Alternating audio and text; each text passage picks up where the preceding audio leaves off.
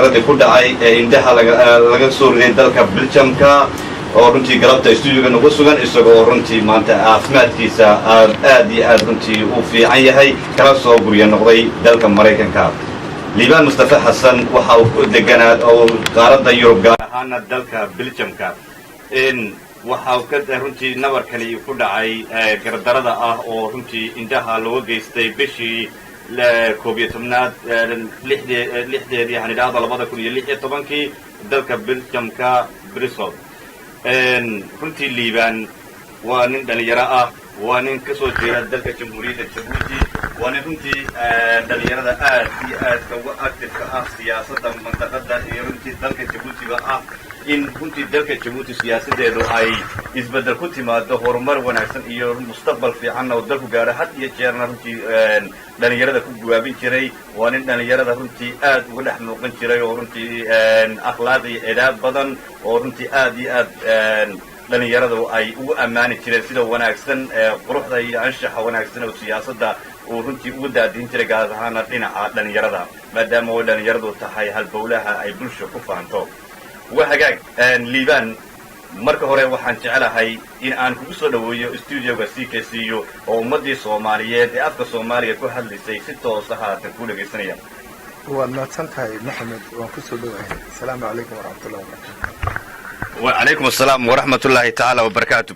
ليبان marka hore waxa aad ku timid safar dalkan Mareykanka oo runtii dhinaca indhaha caafimaadka aawadi bal horta marka hore nooga waran socdaalkii Mareykanka iyo caafimaadka halka xaalku hadda marayo. alxamdulillah socdaal caafimadeed baan u tagay dalka Mareykanka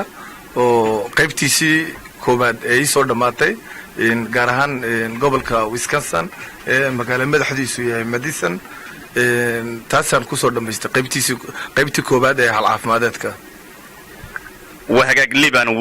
ما jirtaa wax isbedela markii aad ka timid qaaradda Yurub iyo dalkii Belgiumka indhaha sidii hayeen iyo imika markaad Mareykanka ka timid wax isbedela ma dareemaysaa? aad iyo aad baan isbedel horta u dareemayaa oo waa sidaan u soo sheegay qalab iyo la soo xidhay artificial ah oo maaragtay habka nuurka soo celinaya iyadoo aan cadeynayo inaan wax haba yaraatee jeexitaana aan gelin oo maaragtay 3 isho oo qalabkan cusub sidii training liisin lahaa in ugu socon lahaa aan ku soo bartay kuna soo dhameeyay aan soo noqnoqo doonana hadii aaba idmo oo caafimaadka Ilaahay noo daayo. وهجاج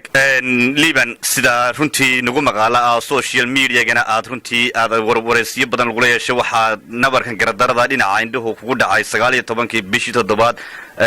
aan idhaahdo 11 bishii 6aad 2016 ليبان bal sidii wax u dhaceen nooga waran. والله محمدو horta sidii wax u dhaceen in badanna waan ka soo waramay waana ka warmi doonaa hadii eeba idmo anigoo kulba in cirif amba soo qaadanaya amba ku soo walaacilaya hadalkii markaas maalintii ahayd sidaad soo sheegtay bishii 12aad 6deedii iyo nabarkan igu dhacay taasoon galabnimadii ku lahayn maaragtay shir aan ku lahayn meesha dhalinyarta isku imanay dhaqdhaqaaqa loo yaqaan MGO-da oo khilaaf badan in badan aad iyo aad ah oo maaragtay soo haystay dhalinyarta caqabado badan oo soo haystay in dad waayeel oo xisbi maamula oo xisbiga maaragtay gaar ahaan xisbiyaasha mucaaradkana wala dhaliileen oo xisbiga kaliya tay MRD la dhaliilaya oo madaxeegii oo wadagaas uu caqabado badan halkiisa ay ka soo gaadheen isagoo maaragtay dhalinyarta waxyaalo badan ku qasbay inay qasab maaragtay isaga loo amaano halka midiyaha isagoo lagu xidhnaado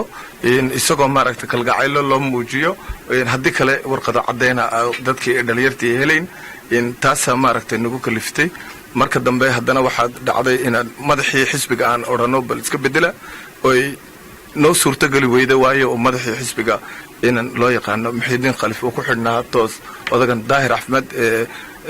ku xidh isagu xisbiga MRD-da marka maalintii haddaan soo qaato waa maalmihii ugu dambeeyay maalintii ugu dambeysay amba aan qaraar aan qaadan doono hadeed inaan cirif iska taagno taasoo marka hore baan iska taagno bishii 12aad aan ku furnay xisbi siyaasadeed jadiida oo loo yaqaano Force Progressiste pour le Changement odayaashii waayeelka oo dhan ee xisbiga MRD-da soo nacay amba dee siyaasadda Djibouti in uu maaragtay u fudfududa ay dhammaan ay xisbigaas ku wala yimaadeen taasoo odhanay bal xisbiga dhalinyarta ku soo xidha waxa ayaan daroo dhacday maaragtay inuu xisbigan MRD aan soo sheegay oo haysto odaga Daahir Axmed Faarax uu yiri dukaankaygii baad dukaanka ag furteen oo ayaan daray waxa maaragtay in siyaasadda Djibouti noqoto dukaan la furtay oo dad ay ka shaqeeyaan oo dukaan kale marka laga furo aad u arkaysid in loolan lala galayo annako mowqifkeena aan furanay ahayd bal taliska systemka maanta waddanka ka jira ee cadaalad darrada u dhaqmaya bal wax ka bedela marka maalintii anagu hadalka dheereynayn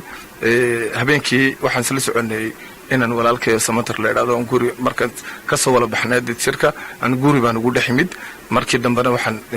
kala hooyanay annako metro iyo xaraana kala hooyanay oo guriga halka ku tagay inkastoo faafayn dheeraad aan tiin galayno maaragtay aan dukaan wax ka iibsaday oo markii dambana aan guriga ku hoyday oo guriga aan ku dhex jiray leeyri ka soo dhaadhac bal waxmaan ku sheeganaa sidii maaragtay aan horeba u soo sheegay markaan dhaadhacayna anigoo qof kaliya aan halkan ka filanayay dhowr qof halkaas ku ka heleen inkastoo maaragtay aan soo sheegay inaan walaalkay Idris Cawaale la yiraahdo oo gacanta ugu horeysay geystay in taas ba maarka awooday in maaragtay maanta aan indhahayga aan ku waayo labadeeda dhaayo laga soo tuuro waa hagaag kolley marka aad siyaasad ku jirto dhif iyo dheefteedaba way leedahay runtii waxa aad tilmaamtay inaad xisbi aad urur cusub amba xisbi cusub aad ku dhawaaqdeen gaar ahaan dalka Belgiumka aad ka unkayseen xisbigaasi uu arqalad ku noqotay xisbigii kale ee uu garwadeenka ka ahaa DAF isla markaa dhalinyaradaasi waxaa la odhan karaa waxay la socdeen DAF oo waxaa runtii ay xiriir lahaayeen DAF laftiisu xisbiga ka soo horjeeday sida awadeed ay nabar kugu geysteen taa ma la odhan karaa wallahi dhalinyartii horta ima geysan laakiin dadkan ii geystay isaga bay xiriir la lahaayeen oo ay ku xidhnaayeen si toos ah dhalinyartan oo dhan maaragtay marka hore DAF la wala shaqayn jireen markii dambe waxay arkeen inay isku vision hayn amba isku aragti hayn oo odagan xisaabo kale iska wato markaas ay yiraahdeen dhalinyartii oo dhan aan ka soo wala weecano afartii waxa ku hadhay isku beesha ahayeen baan jeclahay markaas sidii baan dhalinyartii oo dhan oo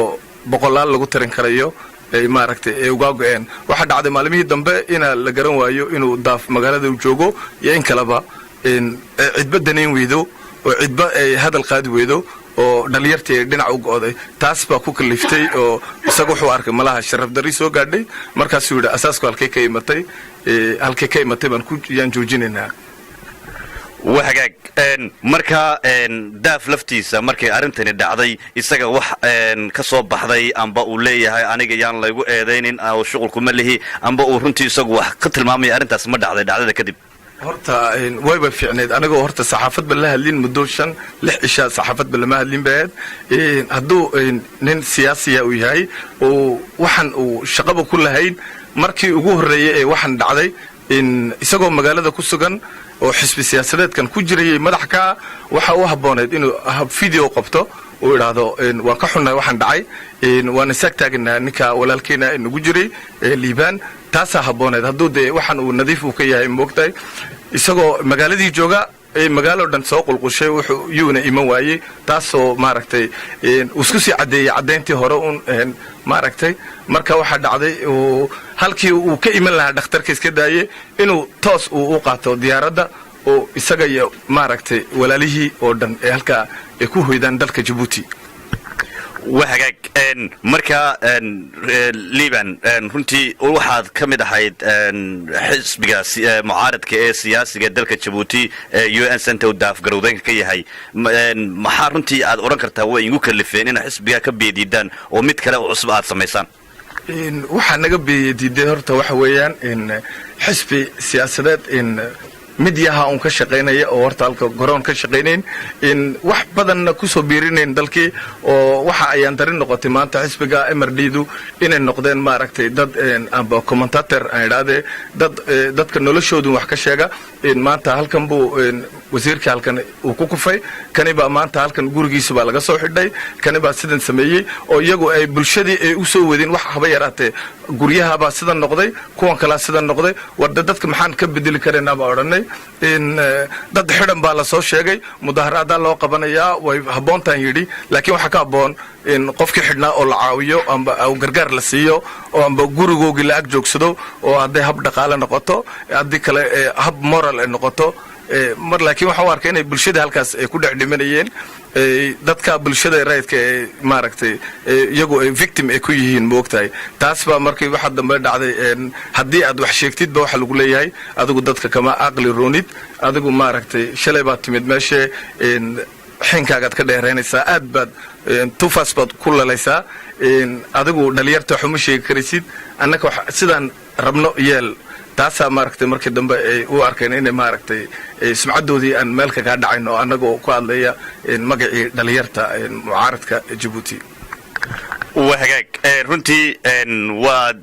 siyaasadii markii aad ka biyadiideen xisbiga USNT mucaaradka u daafgarowdeenka ka ahaa waa runtii aad sida aad tilmaantay waxyaabo badan oo aad kaga biyadiideen ay jireen waxaad unugdeen amba aad yagleeteen urur cusub amba xisbi cusub ayaad furateen marka dadka nabarka ku geystay waa dadkii iyagu diidanaa inaad xisbi cusub furato oo runtii aad ka baxdo USNT runtii way adag tahay qof dhan oo bini aadam in laxaadkiisa la tiraa sabab adag mooyaane marka sababtaas waxaad oran kartaa waa taa aad kaga baxdeen USNT urur cusub furanayseen وطبعا USNT أنكو كل حجرنا ويو USNT محمد هو ضبح حسبي والسياسة حسب كلياته USNT كميدو MRD وضاف سوا حكومه تاسن دينا عسكي استغنى أورن كام ما كبحينا دولة قالنا منو أورن ما ركت مال كلام تجينا سياسة أورن ما كبحينا منو أورن لكن وحنا أورني حسب كمان عرفت كدجنا وحي كل أورننا ولا شقينا waxay noo daraana waa qabanayna xisbiga cusbaana waa aad baan u soo dhaweynay ka qaybgalkii aan laga qayb galay xisbiga tagitaankiisii halkaasina video baan ku qabtay oo aan kaga hadlayo wixii dhibaatooyinka aan ku soo aragnay xisbiga MRD oo waa urur beeleed oo oranay maaragtay dad color midata ayaa ka muuqda taas baa maaragtay kaliftay oo waxyaalo aan sidaan oro soo sheegay hadana maaragtay dadka maaragtay reer qoomulud ay ka buuxiyeen cirfaas ka taagno annakoo maaragtay aan siyaasadeeni dib u sii walwadana oo ilaa aan objectivekeeni hamigeeni aan gaadhno aan weligeena joojinayn وهجاك ليبان runtii waa arin wanaagsan ma jirtaa marka aad qiyaastay dhalinyaradaas waa aad garanaysaa oo runtii waa wad isku xisbi iyo siyaasad iyo manhaj baad meel uga soo wada jeesteen ma garanaysaa dhalinyaradaas runtii intay haayeen iyo runtii inay cid kale runtii kula jirtay kula lamaaneed balse markii ay nabarka lagu geysanayay wax intaan lagu dhufan wax miyay kuu sheegeen ku dhaan waxaas nabar kugu geysanina may wallahi waxa dhacday maxamedow shirka markaan ka soo baxay baa maaragtay ergey nin إدريس نكن إمك هذا ما تحرن وماركتي وإسقو إرجع وافيانك محمد الرابل برا علينا كلا ده أو DDX حكومة يا نك الداهر أحمد فرح أفكي سكوا ليا ويري ماركتي إن هب عاون وأقول نك ما خبريو لكن إن تاس أنا جو أمسنا ماركتي إنه إلهي دتك نفتك قاضو وابن كوكسلو دتكي هلك أوجو دور السودان بهاينو إمك أنا مملك الميت بعد نقطتين من عن كل واقع موقتها أوكي واضح وهجاك markay taa laga yimaado liban runtii maanta laxaadkaagii indhahaagii ayaad runtii maanta ku weyday siyaasadii dhamayd iyo hogaankii dhamayd wadanka Djibouti waxa laga bedelo wax mise ka bedeleen adiga siyaasadaada imika mise wali halkii baad taagantay wallahi in wax iska bedelay ma jirto inkastoo aniga soo sheegay ay dadka niyadda ay ka dhimatay gaar ahaan aniga waxaan oran karayaa dadkii baa iga daran dadka aniga ay arka markay arkaan siyaasadii Djibouti halka leelayso way ka naxayaan liibaan gaar ahaan siyaasadiisa wax iskama bedelin ilaa shacabka reer Djibouti dadka dulman wax loo qabanayo dadka danyarta si cadaalad ah loola dhaqmayo in wax iska bedelaya ma jirto laakiin ayaan daray weeyaan maaragtay inay kuwii waxbay noo soo wadeen oranaba wax noo geystaan وهجاك marka imika dadkii nabarada geystay hadaan ku noqono iyaga ma lahaya gacanta ma lagu hayaa oo sharcigi wadankaas ma xukumay midba lahayaa inanka Idris afkayga aan ka dhawaaqiyay ergeyga kaas waa lahayaa isla maalintiiba waa la qabtay in kuwa kalena waan rajaynaynaa haddii ay cadaalad jirto in la qabto haddii ay beedhado maanta waxyaalo badan oo aan cadeymo badan aan haysano waan ku tali jirnaa kuwa kalena in la qabto inkastoo dhammaantoodba laga qaaday waraysi oo boolisku tiraba laba jeer uu waraystay dadkii oo dhan oo isagoo ku jiro macal daahir Ahmed Farax iyo maxamuud jaamac ninka la dhahona ay ku jiraan oo laga qaaday labadoodana maaragtay ee boolisku wareystay. wahagaag liban runtii waxaa dadweyne fara badan oo Soomaaliyeed ayaa ku gurmaday runtii arintaana ka xumaaday caalamka meel walbana lagaga qiirooday runtii wiil dhalinyaro ah oo runtii maanta siyaasadda aawadeed laxaadkiisa lagaga tiray runtii ka waran dareenkaaga markii aad aragtay Soomaali badan oo runtii ku gurmanaysa oo maanta runtii dareenka aad dareensantahay kula dareemaya. wallaahi dadkii jacaylo aan dadkii sii jeclaaday bay i kordhisay weligay kama filayn sidan baa loo midoobaya horta sidan baa maaragtay dadku ay dhammaan wixii wax geystay falkan foosha xun leh ay dhammaan wala cambaareynayaan tan isma lahayn moogtahay aad iyo aad baan dadkana ugu mahadnaqay ummadii Soomaaliyeed ummadii Islaamka ummadii bini'aadanka ahayd ee dhammaan i wala kacday ee dhammaantood iskay garab taagtay mahadnaq dhammaan baan u soo koobaya. وهاجك ليبان دلك تجوت لفتيسة حكومة دا وجرودانك يا إسماعيل عمر جيلي أرنت هذا عددا رنتي فوش حلا ده الحاد كلا غير ترمركي أي مقلان حكومة دو واحد واقع إنما كم قشة أم بالغرس وحلو أم برنتي أرنت هالسلة غير سلة حياي. والله هرتا أنكو شجو إن وح كحيين ما أرق إليهن وح إن نكا كل دعوة وكحناي وأنا جعله ويا موقتي مدحوينه معارض يمحافظ با يسقوا كنعب يكجعل با يسقوا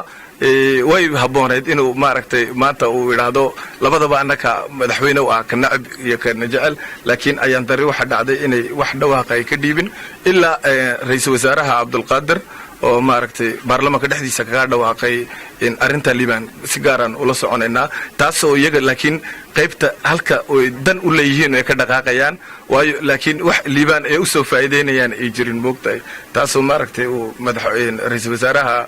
oo dabagalaya kiiska wuxuu dabagalayana ay tahay way dilkiiba lagu eedeeyay in dawladdu ay ka dambeysay marka wuxuu leeyahay si gaaran ula soconaynaa haddii iyagii ku cadaan weydo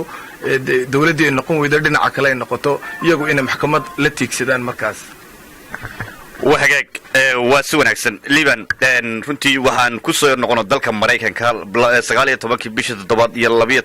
يكون يتضبيه طبعاً كآيات رنتي تمد عدقو عاف ما دردين ده ويمد إمك أركتي هذا رنتي وحبات أركيسا مركب بلسيد صوابها يسميين أثقو أركيسا بلين نقور. الحمد لله ما أنت والله إن عالمكو قرنيجان كوبيلا تناد وحي قاعد إن هرمر السوق هو بكرين إن تكنولوجيا هذه جار أسعدا صباحت سوق عدد بح أسبوعات كوك عيسى إن واحد سمين ما انتهن أم دوان سيجري إن ماركتي قلب إيش ماركتي سيدا أوكي الله لقى شدو كمرة كورة كبنتاي إن عرفك وحلو درهم مايو وحكو عبر كريسيد إن iyagoo operation sameynayba sida oo kiyaalada u xidhan waqtiga doontid waad ka saari batteriya wadataa saacado ku buuxsan 4 saaca marka waxa dhacday inaad wax dareemi karaysid qofku dhinacu ka xigo in falasada shaaha halkay ka xigto aad qaban karaysid oo marka ugu horeeya aad doonin aad qaadan karaysid albaabka guriga halku ka xigo aad wax kasta aad cabir karaysid aan iraahdo waa cabiraad weyn goobta. وهاجك ليبان رنتي دلكن كندا أيات كسران تهي واد سوق على جارهنا مجال مدحديسة أوتوا وهذا أنا شفته وجدت قلت من كندا ما صوب محاضرة كرتا. والله وبالله وحنا نكر يا دلكن كندا وحوق هذا دلك وهري ماركت gargaar ifidiya in heel iyo hooba iskay agtaagay number 1 ku qaaday isagoo maaragtay dalka Ingiriiska ku xigo marka waxaan u yimid mahadnaq inaan dadka u jeediyo inaan maaragtay marka ugu horeeyaan u mahadnaqo iyagoo maaragtay airportka aan kula kulmay madaxweynihii maaragtay committee-ga in Cabdalle iyo dhamaan ummadii kale ka cadeyseenab iyo محمود معلنك إيجي جامعة دتك كلا يوسامح ويدي سيد صاحب كي ولا الكي أمبا عند الراه عوالة أو شقكم مقنع يسقون دلك ترانتو وسون قندونه أو دمان هالكاسان كله جدون ماركتي إن مهنق عن سوكو بكرين مركات الكوارع سواتا مهنق تلبادنا وحن كلا دردار مدونا وحكستور دعيني دب تناكل أودين إن لم يدوبو إن ماركتي فراقنا كلا لسكيل عليه إن ماركتي دتك حن لنا لك جوكسدو. هل دي هالكوين كسي ودنو ليبان وإن كسر نقولنا waayo waxaan kaloon mahadnaq u jeedinayaa inanka awaale xaaj ismaaciil isagu nala joogay kamarada tv-ga nagala socday duubaya Google TV oo runtii dhammaanba caalamka oo dhan meel kasta laga daawan doono bulshadana runtii u sii dayn doona wahag liban magaaladan Ottawa ayaad ku sugan tahay runtii dadweyne fara badan oo Soomaaliyeed gaar ahaan jaaliyada reer Djibouti ee ku sugan magaaladan Ottawa aad ugu badan gaar ahaan magaaladan Ottawa marka la eego siyaasadda Djiboutina waxaad oran kartaa qurbaha marka laga yimaado magaalada aadka ugu duusha waa magaalada Ottawa dalka Djibouti aadka loo kiciya ma isleedahay haddii eebba kugu sima caafimaadkaagana kugu sii wado insha allahu tacaala inaad siyaasadii iyo sii wado iyo runtii isbedel doonkii aad ku jirta inaad weli sii wado ood runtii siyaasadda kasii qayb qaadato ururo kale iyo runtii dad kaloo siyaasadda aad soo geliso runtii aad hawshaadi sii wadato sidaan soo sheegay wax kastoo dulman waan diidi doonaa sidaan maaragtay marka horeba u diidayey wax kastoo maaragtay dad kastoo victim aana waan ag joogsan doonaa wax kastoo aniga aan u arkayo maaragtay amba aan maanta aragtidii haddaan waayey wax kastoo aan maqlo oo odhanayo waxaas way xun tahay dhaliil waan ka soo jeedin doonaa mucaaradkii iyo halgankii aan wadnayna waan wadaynaa inkastoo maanta halgankii aan waday uu halgan igaa horreeya anigu oo halganka ka horreeya uu yahay naftayda oon la halgamo horta ma ogtahay oon halgan aan kula jiro ma ogtahay waxaan soo gaadhay sidaad u aqbali lahayd sida maaragtay habsocodka iyo horumarka iyo hordhaqaaqa aan maaragtay odhan lahaa marka labaadna maaragtay halgankaas halgan dhammaanaya maaha ilaa intaad cadaalad la helayo dad kaste oo waddanka Djibouti ku dhashay amba cid kasta oo ka soo jeeda dalka Djibouti ay farxad ugu noolaan lahayd wahagaag waa wanaagsan waxaa nagu maqaalaa in kulan la qabanayo dadweynaha Soomaaliyeed iyo dhammaanba jaaliyada reer Djibouti way iskugu imanayaan gaar ahaan magaaladan Ottawa ujeedadaas waxaan u malaynayaa inay tahay inaad dadka soo dhaweeyaan oo runtii halkaasi ay kugu kulmaan ka waran dareenkaaga kulanka bararan lagu qabanayo aad iyo aad buu kulanka uu xiiso u yeelan doonaa waan kulan aan in badanna aan tugayey waan meel aan badal aan ku hamiyey maaragtay in dadkooga inta uu tago aan u mahadnaqo oon maaragtay saddex qaybood aan kaga hadli doona halka wixii hal caafimaadkeygii wixii la soo qabtay habkii wax u arkayo iyo qalabkaan sito aan ugu macnayn doono haddii ay baydhaado talabaad mahadnaqii aan dadka u soo jeedin doono iyagoo mahadnaqa aan u jeedinayo maaragtay cid kaste oo maaragtay ka soo jeeda meel kaste ummadda Soomaaliyeed oo dhan kuwii Djibouti mucaarad iyo muxaafidba dad aliyo dadkii ka qayb qaabatay gargaarkan bini'aadamnimo wahagaag haddii aynu u soo noqonno inagoo kolley runtii aanan jeclayn aan kugu badiyo su-aalaha oo runtii aynu kolley waqti badan aynu too wada joogno oo ay noqon doonin markii kugu horreysay in badan runtii inta aad ku sugan tahay labada todobaad oo too joogto aynu kulamo badan yeelan doono kolleyna tv-yadan dalka Canada gaar ahaan kolley ay kula kulmi doonaan waxaan jeclahay inaan liban ku weydiiyo haddaan ku idhaahdo maanta cid u mahad celi Bakar Sokow yaad u mahad celin lahayd waxaan u mahadnaqi lahaa ilaahay marka laga imaado waxaan u mahadnaqi lahaa ummadda bilaadanka ummadda cid kasta leh gaar ahaan waxaan u mahadnaqi lahaa ummadda islaamka ummadda Soomaaliyeed marka laga imaado ummadda Soomaaliyeedna waxaan u mahadnaqi lahaa culumada diinka fanaaniinta ururada maaragtay bulshada ee rayidka oo ka mid tahay ururka WIM oo odhan karo ururada ka mid ah weeyaan Samson iyo qaar kaloo badan oo ka jira dalka Belgium abeed iyo cid kaste marka iyo dadka bulshada ee urur bahaysan ummadda Soomaaliyeed cid kaste oo leedahay aanu mahadnaqilaa wahagaag ma isleedahay dalkii Djibouti iyo runtii ku noqo oo bal ay isna gaar haddii eeba kugu simo aad iyo aad baan ugu hami weeyahay inaan socdaalkayga si dhow aan u tago dalka Djibouti hadday marxalado iga soo gaadhin oo la xidhinba moogtahay maanta anigoo indhala baabaqaya moogtahay waayo meeshii waxay noqotay meel laga boqo ka indhaqaba iyo ka curyaankaba maaragtay lagu xidho taasay noqotay maaragtay haddii ay wax iga soo gaadhin anigoo ruqsad u haysta inaan dalka Djibouti galo haddii halka dawladda wax iga soo gaadhin inaan gali doono ummadayda iyo dalka Djibouti maaragtay aan ku dhashay aan farxad weyn igula noqon lahayd inaan dhulkaygii sidaan uga imid aan dib ugu daadago wahagaag waxaa nagu maqaalaa marka aad qurbaha ku sugan tahay ee aad runtii mucaarid ka soo horjeeda xukuumadda markaa garwadeenka ka ah dalka Jabuuti in marka aad tidhaahdo waddankii ku noqo in runtii cagajugleen iyo xarig lagu geysanayo arrintaas mataad ka cabsoonaysa adiga waa taas weeyaan dad la xidho way jirtaa oo maanta aan ku idhaahdo maxamedow maantaan waxaa dad baa u xidhan dalka Jabuuti 3 dhalinyara yaa u xidhan oo asxaabtay ahaa gaar ahaan yaa u xidhan oo dalka jeelka weyn ee gabad loo yaqaano ku jira iyagoo wax kale oo dhibaato geysan 3 dhalinyarada waxay geysteen oo kaliyaata inay video qabtaan ee mujajaalo madadaalo ay ka matalaan wixii maanta kolba dalka Jabuuti ka dhaca inay sheegaan iyagoo maaragtay Umar Zoora iyo Sham Renar iyo Maxamuud Ali Abdilla kale dhaho 3doodaas baa maanta u xidhan nin kale suxufi oo dalka Jabuuti qaybta internetka wax ku soo qorqori jiray oo saxaafadda Jabuuti la nation loo yaqaano amba alqarni loo yaqaano wax ku soo qorqori jiray oo Mahdi Saleh la yiraahdo isagana shaqadii laga fadhisay marka taa uma ka baqaya taa dadkii dalka dhex joogay ay ku dulmay yihiin anaguna aan ka baqaya inay taas oo kale ugu dhacdo moogtahay anigu xarig Ilaahay iska jiraba waa iska xidhanahay xarig kale uma baahno meel aan marayo ma jirto maxamed waan ku oran lahaa halka hadii lagu daayo laami kama talaabi karayo oo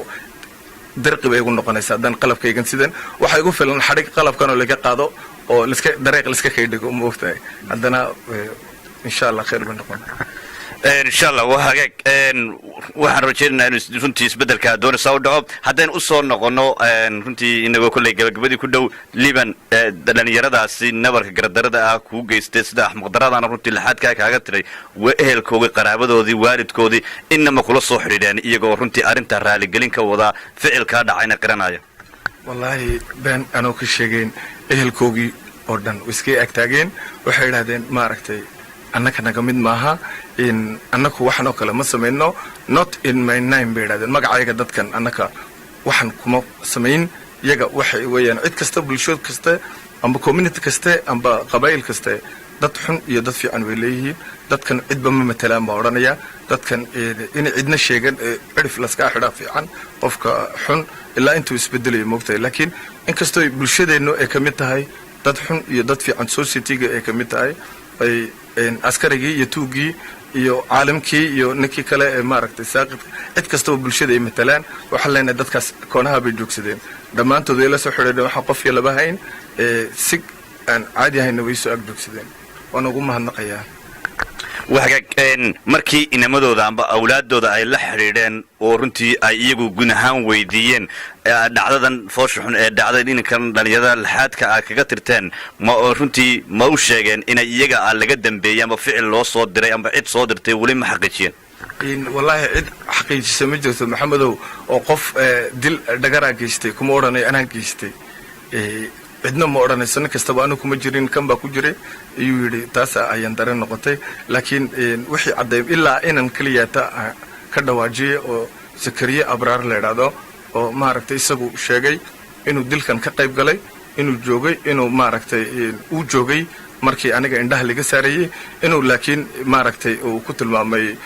dadkaas iyagoo isagoo magacayaashooda sheegay uu lambaraya uu amba uu ka sheegay laakiin uu yidhi maaragtay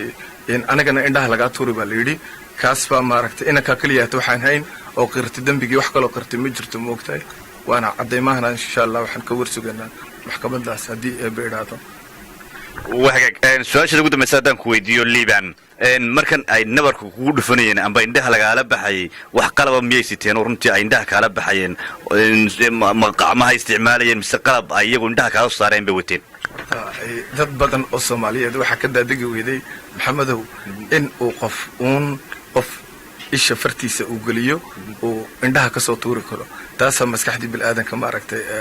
ay qaadan laadahay ummadeena Soomaaliyeed laakiin waxa dhacday inay qacmo iyagoo qalab gaar ah sideen qalabkii lagu dilay mooye ee fara inta la galay labadii indhood dhulka lagu soo tuuray moogtay taas baa dhacday in la soo tuuro laakiin wax qalab oo gaar ah indhaha ay ku siteen ma jirto inkastoo dhaqaatiirtu iyagba ku adkaysanayaan inay waxan ay qalab ay tahay oo sidaan soo sheegay ay waligood markooda ugu horeeyeen haddii xawayaan ka soo tuureen wallahu yaclam bisada iyo saan soo sheegay mooye amba jiriyo laakiin tani dad xarfad u leeyahaayeen iyagoo maaragtay khaladaad halka indhaha gelin maskaxdii far la gelin in maqalkaygii weli dhaawacmin laakiin aragtida oo gaara uun ay qaateen ee dhulka ku tuurteen waa dhacdo ugub ku ah runtii ummadda Soomaaliyeed waa arrin runtii foolxun oo aan hore looga arag dhammaanba meelaha bulshada Soomaaliyeed caalamka daafaha dacdadiisa kaga sugan yihiinba runtii waxaan rajaynaynaa inuu eebo dadka gardarada ku deystay oo ka abaalmariyo nin dhalinyarada oo runtii maanta mustaqbalkiisii ay isku dayeen inay runtii ka tiraan balse waxaan rajaynaynaa eebo inuu nuurka ay ku soo celiyo Liban gabagabadii iyo gunaanadkii adigoo jaaniskan iyo fursadan ka faa'iideysanaya maxaa aad kaga tagi lahayd ummadda Soomaaliyeed ee runtii meel walba ka dhageysanaysa iyo gaar ahaan dhammaan jaaliyada reer Djibouti ummadda Soomaaliyeed waxa oran karaya waxa cusub sheega la yiraahdo qabaylka waa inay ka tagaan waa waxa kaliya tay maaragtay maanta Soomaaliya ay meel u gaari laadahay waxa weeyaan waa ana reer hebel iyo reer hebel waxaas badanka qurbaha ay maaragtay nagulu dhaliilo dadkan dibadda joogay inay ku dhaqmaan oo dadkii dalka ay ku dhaqmin dadkaas baan ka sugayaa maaragtay inay waxa iska daayaan inay midnimo ka shaqeeyaan inay walaalnimo ka shaqeeyaan inay hadda jeer isku xidhnaadaan moogtay taasan in ka rajo qabaa inay dadkaas wax kastoo dhaca ay isku dubnidoodii ay muujiyaan inay xisbi siyaasadeedkaasina waxaan jecelahay inay maaragtay ka weynaato bil'aantinimadu inay ka weynaato inuu qofku xisbigun ku xidhnaa xisbigii uu wax kasta geystay inuu odhan anigu amba dib amba dheef ma haysto amba dhagar laakiin aanu xisbiga aan banaanay oo dhan inuu aqliga saliimku shaqeeyo sidaas habboon moogtay oon ugu yeedhayaana وهاجك aad iyo aad baan kaga mahad celinaya sida waqtigaaga aad noo siisay studio-ga noogu soo booqatay insha Allah ta'ala noqon mayso markii ugu horeysay inta aad magaalada joogtana kulamo badan oo yeelan doona TV-yada iyo meelo badan oo ka qaadi doona hadii la wareysiyo badan idaacadana insha Allah ku soo noqon doona aad iyo aad baan kaga mahad celinaya Liban sidoo kalena waxaan u mahad celinayaa Samatar oo isagu la socda Zainab Ismaaciil oo iyadu runtii la socotay magaalada Ottawa runtii dadka sida quruxda badan ugu soo dhaweeyay garab siiyay gacan siiyay ay tahay allana ka ajsaaysiyo iyo Samatarba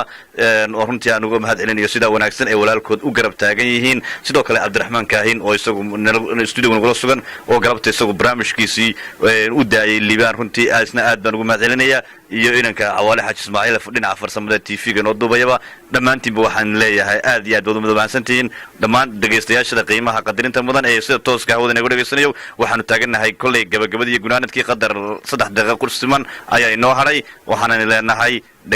dhageys wanaagsantaa nooga hadhay toddobaadka dambe intaan ku kulmi doonana waxaanu kaga tegaynaa ismaqal dambe waxiisa le iyo haddii allaha awoodda inagu simo idinka iyo annagoo nabada waa inoo axada dambe haddii la idhaahdo waana daadihintii isku dabaridkii maxamed axmed oo in leh asalaamu calaykum waraxmatullaahi tacaala wabarakaatu